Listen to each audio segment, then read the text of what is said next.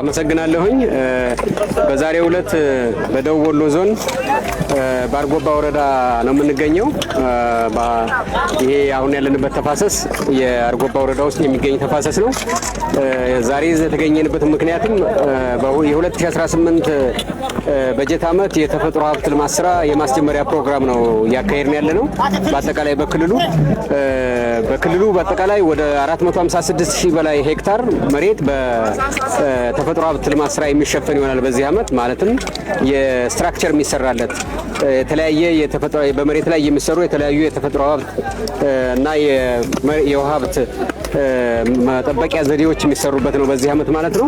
ይሄ ስራ ባለፉት ከ2010 በጀት ዓመት ጀምሮ ለባለፉት 9 ዓመታት ስራው እየተከናወነ ነው የሚገኘው ማለት ነው በአማራ ክልል። እስካሁን ድረስ ባለው ሁኔታ ያው እንግዲህ የተፈጥሮ ሀብት ልማት ስራ የምንሰራበት በዋነኛነት የተፈጥሮ ሚዛንን ለመጠበቅና የአገርን እድገት የኢኮኖሚ እድገት እና የአጠቃላይ የቤተሰብን ገቢ ለማሻሻል ነው የምንሰራበት በዋነኛነት።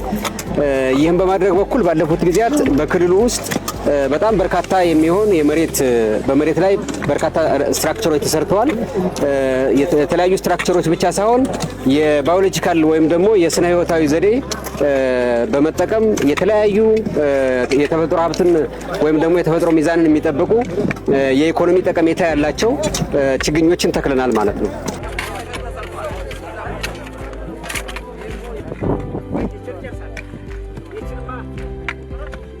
አመሰግናለሁ። እንግዲህ የተቀናጀ ተፋሰስ ልማት ስራዎችን ስንሰራ በክልላችን በተለይ ደግሞ ከ2003 ዓመተ ምህረት ወዲህ በተከታታይ ማህበረሰቡን ያሳተፈ የተቀናጀ ተፋሰስ ልማት ስራዎችን ስንሰራ ቆይተናል። ዛሬ የተገኘንበት የደቡብ ወሎ ዞን አርጎባ ልዩ ወረዳ 01 ቀበሌ ደለመኔ ተፋሰስ ባለፉት ዓመታት ስራዎች የስራዎቹ ውጤት ማሳያ ነው።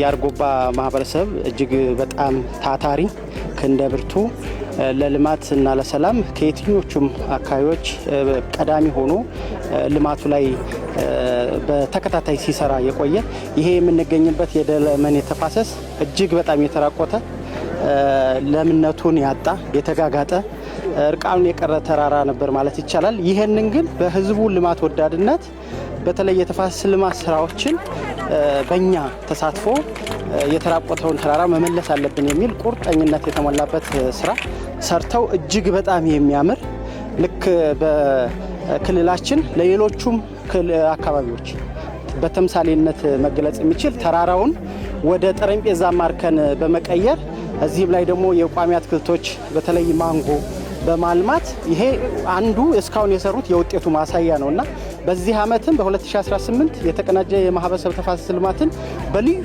ትኩረት ከስካሁኑ በተሻለ የህዝብ ንቅናቄ እናስጀምረው በሚል እስካሁን ጥር 1 ነበረ የተፋሰስ ልማት ስራ የሚጀምረው። በዚህ ዓመት ወደ ታህሳስ 1 እንዲመጣ አድርገን እዚህም የደለመኔ የተፋሰስ ህዝቦች የነበረውን ስራ በማጠናከር ዘላቂነቱ የበለጠ እንዲጠናከር በማድረግ የሰሩትንም ውጤትም ጭምር በማየት ለሌሎቹም አካባቢ ተሞክሮ በሚሆን መንገድ ክልላዊ የ2018 የማስጀመሪያ ፕሮግራም በዚህ በደለመኔ ተፋሰስ ነው እያደረግን ያለነው። በዚህ ዓመት በተለይም ደግሞ የተለያዩ የአፈርና ውሃ ጥበቃ ስራዎችን ወደ 456,000 ሄክታር በላይ በተለያዩ የአፈርና ውሃ ጥበቃ ስራዎች የሚሸፈን ይሆናል።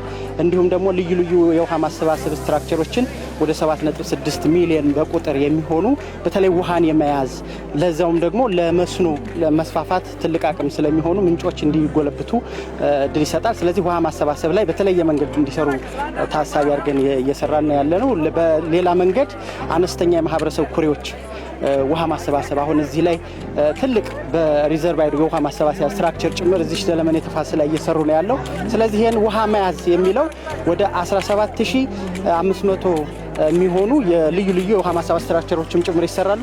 ከዚህ ጎን ለጎን ደግሞ ዓለምን በተለይም ደግሞ የዓለም ስጋት ሆነው የአየር ንብረት ለውጥ ከእሱ ጋር ተያይዞ በሀገራችን የአረንጓዴ አሻራ ኢኒሼቲቮች የተጀመረበት ሁኔታ አለ። ለዚህም ደግሞ 1.7 ቢሊዮን ልዩ ልዩ የፍራፍሬ የደን የመኖ ኢኮኖሚያዊ ጠቀሜታ ያላቸው ችግኞችም ጭምር ጎን ለጎን እየተዘጋጁ የሚሄድበት ነው። የደለመኔ ተፋሰስ ታህሳስ 20 2018 የማስጀመሪያ ፕሮግራሙን ደግሞ የክልላችን ክቡር ርዕሰ መስተዳደሩ በተገኙበት ስራውን በይፋ እያስጀመሩ ነው ያለት። ይሄ በክልላችን አጠቃላይ ከ4.56 በላይ የተለያዩ የሚሰራ የሰው ጉልበት የሚሳተፍበት ይሆናል። የተቀናጀ ተፋሰስ ልማት ለዘላቂ የምርታማነት እድገት በሚል መሪ ቃል ይዘን ነው ስራዎችን እየሰራን ያለ ነው። ስለዚህ ተፈጥሮ ሀብት የሁሉም ልማቶች መሰረት ነው። በተለይም ደግሞ ከእርዳታ ተረጅነት ወደ ረጅነት የምንሸጋገርበትም አገራዊም አጀንዳ ነው። ስለዚህ ለዚህ ደግሞ የተፋሰስ ልማት ስራችን እጅግ በጣም አስፈላጊና ወሳኝ ነው።